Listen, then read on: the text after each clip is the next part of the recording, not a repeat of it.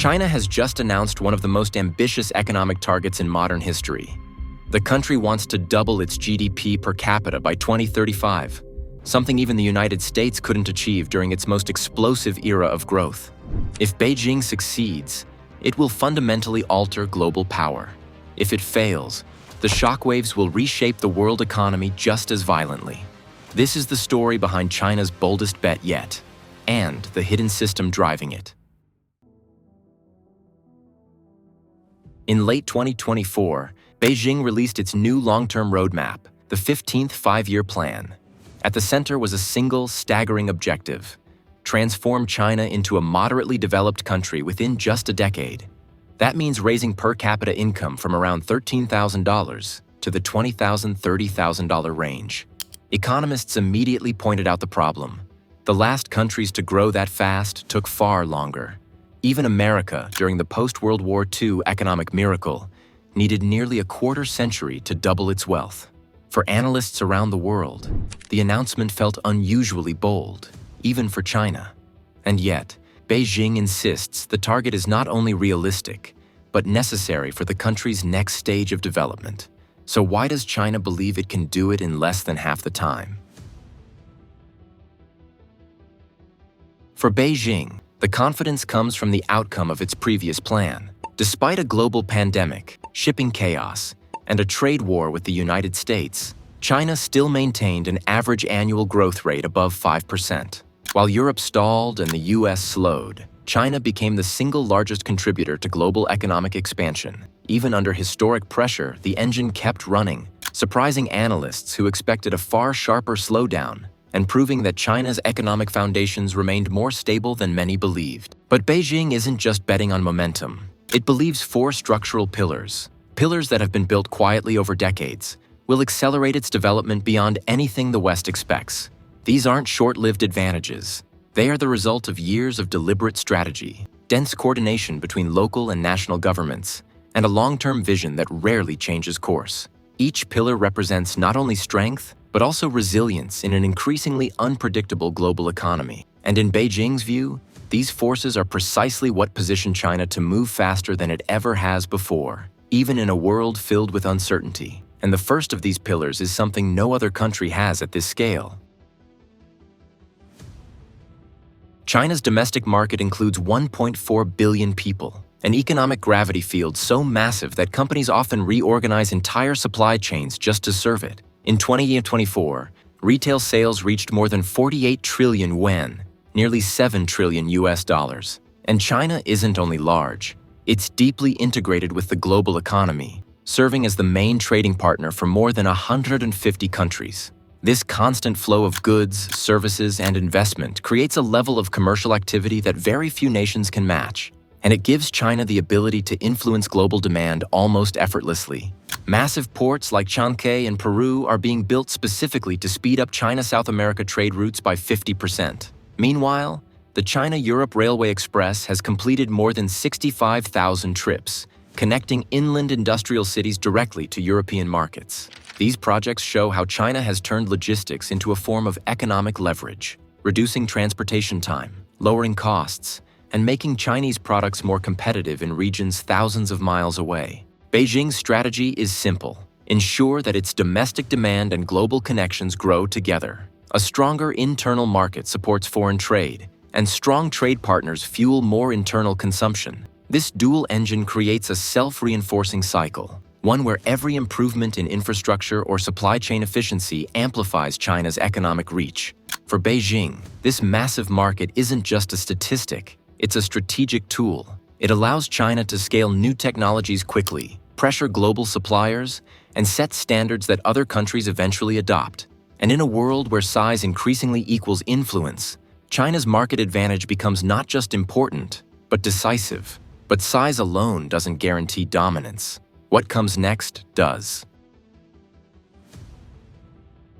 China is the only nation on Earth that possesses every industrial category defined by the United Nations. From low-cost textiles to aerospace, advanced robotics, and chip manufacturing, the entire supply chain exists inside one national territory. This depth gives China a strategic advantage that few countries can even attempt to replicate. The Shenzhen Dongguan electronics cluster can source 95% of its mobile components locally. That means new products can be developed, tested, and manufactured up to 30% faster than in competitor markets.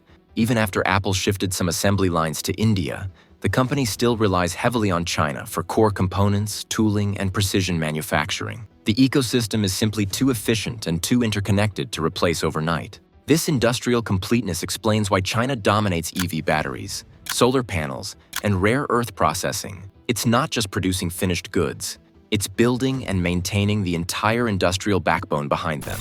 Every layer of production, from raw materials to final assembly, reinforces the next, creating a system that becomes stronger with scale. And as industries grow more complex, this dense network of suppliers, engineers, and specialized clusters makes China's position increasingly difficult to challenge. Each incremental improvement compounds across hundreds of factories and thousands of companies, amplifying China's competitiveness year after year. But an industrial machine this large needs talent, millions of highly trained specialists. China now graduates around 12 million university students every year, more than the population of many countries. Over 40% come from STEM fields, and the number of Chinese engineers surpasses the combined total of the United States, Germany, and Japan. This relentless expansion of technically trained talent has become one of China's strongest competitive advantages, especially as industries shift toward automation, advanced manufacturing, and artificial intelligence. This advantage also shows up in global competitions. In 2024, China ranked first in gold and overall medals at the World Skills Competition, outperforming traditional industrial powerhouses in everything from robotics to precision engineering. These achievements aren't isolated successes. They reflect an education system that has been steadily reshaped to support national development goals. Behind every factory, every chip facility, and every robotics plant is a growing workforce of highly skilled technicians. And this human capital is what China believes will fuel its transition from world's factory to global innovation hub. Year after year, the talent pipeline expands, creating a steady flow of expertise that strengthens entire sectors simultaneously. This accumulation of skill not only ensures China's competitiveness today, but also positions the country to adapt quickly as new industries emerge. But none of this works without China's most powerful and least understood advantage: China's long-term planning system. Its 5-year plans and 15-year strategic roadmaps creates continuity across decades. Most countries cannot coordinate industrial strategy for more than one election cycle. China, however, plans 10, 20, sometimes even 30 years ahead, linking broad national goals with detailed implementation at regional and local levels. This continuity allows the country to take on projects that may appear slow or unprofitable in the beginning, but ultimately reshape entire industries. Solar dominance, planned in 2006, rare earth refining leadership, policies date back to the 1970s. Infrastructure megaprojects widely criticized for low short-term returns, designed explicitly for long-term economic payoff and national resilience. These decisions were not reactions. They were part of a long and deliberate trajectory. The United States once had pockets of this mindset. Bell Labs, funded by an AT&T monopoly, created revolutionary technologies precisely because it wasn't forced to chase immediate profits. But when AT&T was broken up, that long-range vision fragmented. Today, U.S. companies spend more than 50% of their profits on stock buybacks, far more than on R&D, reflecting a system increasingly dominated by short-term incentives. China's model is the opposite: reinvest, expand, and plan far ahead. This strategic patience allows the country to cultivate industries over decades, gradually creating advantages that are extremely difficult for others to match. And in Beijing's view, this long-termism isn't simply a policy, it's a national mindset. So does all this mean China will hit its 2035 target?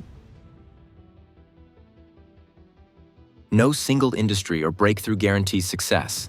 Instead, China's confidence is rooted in a system, market size, manufacturing depth, talent scale, and long-term planning that becomes more powerful when all of its components interact. It is the combination of these forces, each reinforcing the other, that forms the backbone of China's ambition for 2035. From Beijing's perspective, this synergy is what gives the country enough momentum to attempt goals that once seemed unattainable. Reaching moderately developed status by that year isn't just a symbolic milestone. It is meant to signal that China has successfully transitioned from a middle-income nation into one capable of sustaining high-value industries and global influence for decades to come. Whether China ultimately succeeds or falls short, the world will feel the consequences.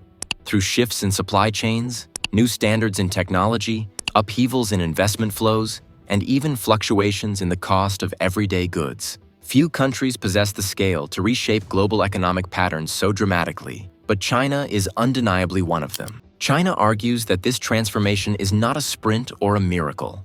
It is the result of a systematic process that has unfolded over several decades, gradually building the foundations of a modern economic power. For Beijing, 2035 represents the moment when these foundations begin to converge, allowing the country to operate on a new level of global competition. And while uncertainties remain, geopolitical tension, demographic changes, and external pressure, China sees this period as a rare strategic window, one that it intends to navigate with discipline and long-term focus. China's 2035 plan will shape the next chapter of global economics. For some countries, it represents opportunity. For others, a challenge that will test long-standing assumptions about growth and influence. But for everyone, it marks a shift in global power that cannot be ignored. The decisions China makes over the next decade will create effects far beyond its borders and across the world's major economies. Thanks for watching. Share your thoughts below, and see you in the next video.